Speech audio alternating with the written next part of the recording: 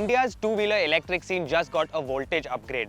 This right here is the T30 from Raptee.HV, which is a Chennai-based startup company. And the unique part about this product is that it uses high voltage architecture compared to all the other EV scooters and motorcycles in our market that use low voltage architecture. There are some electric motorcycles with high voltage architecture in international markets, but they are very expensive. The T30 on the other hand is priced at Rs 2.40 lakh ex-showroom. With the high voltage architecture, there are some key advantages like lower heat generation and less thermal stress on components. Additionally, this is the first electric motorcycle in India that can be charged using CCS to car charging stations. For this first ride experience, we also got to visit the Raptee factory and get some insights from Dinesh Arjun, who is the CEO of the company. So this is the first motorcycle from our HV stable here at Raptee.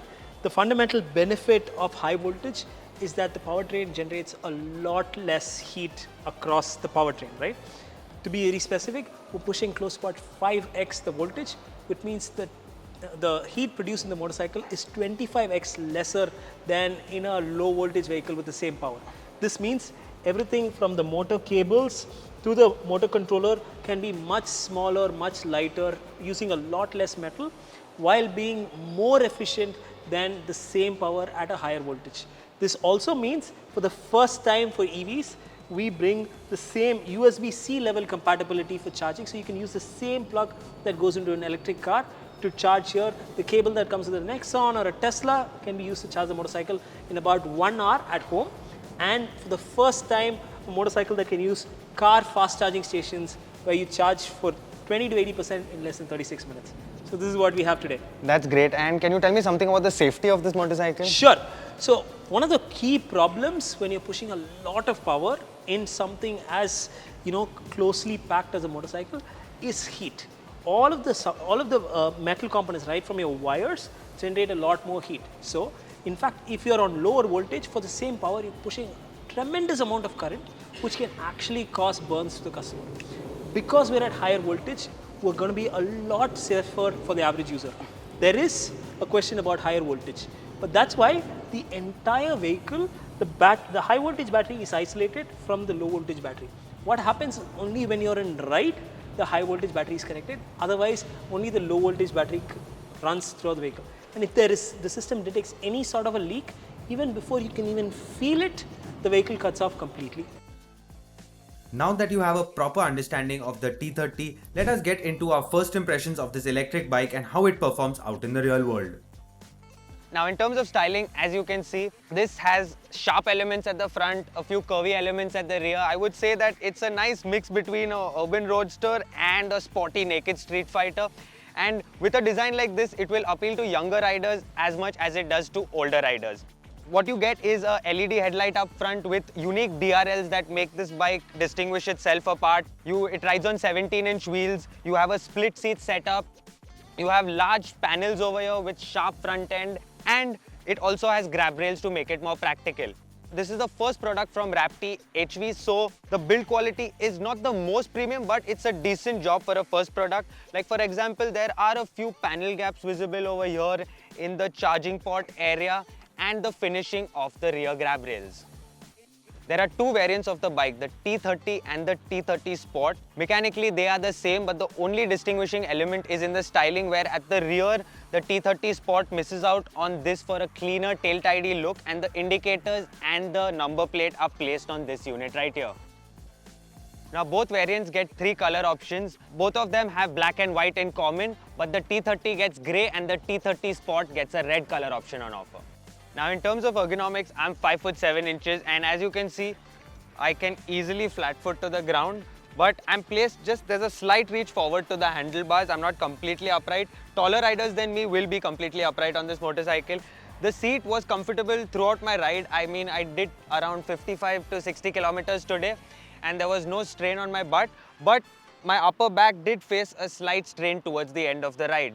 Additionally, the foot pegs, they are placed slightly towards the rear in a sporty fashion. This has a 5.4 kilowatt-hour battery pack and the motor makes around 29.5 horsepower and the torque is rated at 70 Nm. Now this has 3 riding modes: comfort, power and sprint.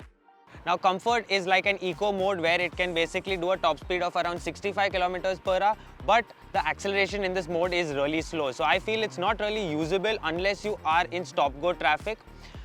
The next mode, power and sprint, they are the more potent modes which are very usable. You can actually stay in power all day long and have good fun on this motorcycle. Power gets to around 100 kilometers per hour, and the claimed top speed of sprint mode is 135 kilometers per hour. When I tried to test the top speed in sprint mode, I got to an indicated 133 kilometers per hour today. So the acceleration in those two modes is really nice, and the calibration of how power is delivered is also really good. Coming to riding range, this delivers around 150 kilometers of riding range in comfort mode, around 100 kilometers in power mode, and around 80 kilometers in sprint mode. But what I noticed today is that if you really want to extract all of the range from this, you are going to have to be in comfort mode, which is not fast and not really usable. Now, when I was riding around in power mode and sprint mode, I used a mix of both for most of my time spent with the motorcycle and did around, as I said, 55-60 kilometers. I realized that the range started dropping drastically, and when this motorcycle gets to 25% of battery charge, it directly drops into comfort mode, and that is the mode that you will have to use after that until you find a charger. The T30 is the first Indian motorcycle to be compatible with CCS2 car charging stations and has a claimed charging time of 36 minutes to get from 20 to 80%. The onboard charger in comparison is said to take 1 hour to charge from 20 to 80%. The T30 has a curb weight of around 177 kilograms, which doesn't make it that heavy, but when you sit on it, you do feel the weight. The steel trellis frame, it has been made in such a way that the motorcycle feels really stable going in a straight line, and it feels like it has just been built for a straight line. Now let me explain. What I mean by that is when you try to corner on this motorcycle, a lot of effort is required and it's not a very natural feeling.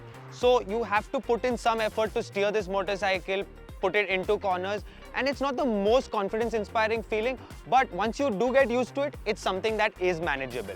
If we talk about the tires, these are MRF tires, and they do offer decent grip for the levels of performance that this bike offers. The bike gets an upside down fork at the front and a monoshock unit at the rear. In terms of ride quality, the suspension feels like it is trying to cope with a very heavy motorcycle and is slightly on the stiffer side. It can handle small undulations, but you will have to slow down for bad potholes and speed breakers. So in terms of braking performance, this gets disc brakes at both ends, and both the brake levers are on the handlebars.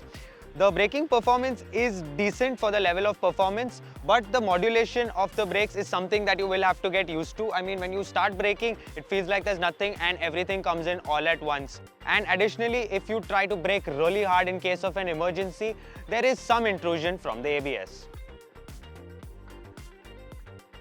The T30 gets a 7-inch TFT touchscreen unit which displays a ton of information and works quite well. The text on the display could have been larger for better readability, but overall it works smoothly.